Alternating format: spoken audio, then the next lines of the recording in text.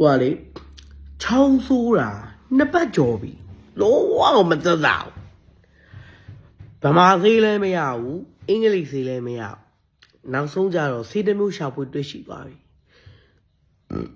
သူကဘလို့လဲဆိုတော့လူကြီးတွေအမြင်မှာကတော့ဒါအရက်တောက်နေတယ်ပေါ့နော်ဒါလက်ခစ်လူဘယ်လိုပြောရမလဲဟိုလူကြီးတွေပေါ့နော်ဒါပေမဲ့အဲ့လိုမမြင်ရဘူးဆေးလို့မြင်ရတယ်ဖျားဆေးတရားဆေးတန်ခါဆေးလို့မြင်မှတ်ပြီးတော့တောက်ရတယ်နော်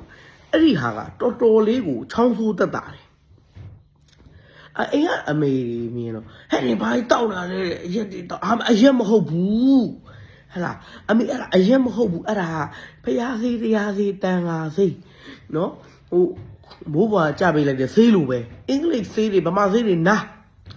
ဟောဒီဂျက်ကမက်စတာလို့ခေါ်တဲ့ချောင်းဆိုးပြောက်ဆေးကတော်တော်တောက်လို့ကောင်းတာဟာမင်းငါတောက်တာလို့ဟဲ့ပလိတဝဲချိုးတယ်လူတော်မထနိုင်ဘူးဟာဟဲ့ဆေးတွေတောက်တာခန္ဓာကိုယ်အတွက်ကျမ်းမာရေးအတွက်တောက်တယ်လို့ဟာအော်ငါဆေးတောက်နေတယ်ဆေးတောက်နေရဆိုဖြစ်ညစ်တောက်ရတာမတောက်ချင်တဲ့အရက်တွေ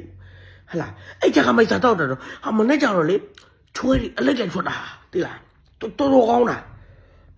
ဂျက်ကမက်စတာဘာလဲမသိပါဘူးဆေးဆိုတောက်ရတာပဲတောက်ချင်လို့တောက်တာမဟုတ်ဘူးအဲ့ဆေးတော်ကောင်းတာချောင်းဆိုရင်အဲ့ဆေးသာတောက်လုံးဝအပြောက်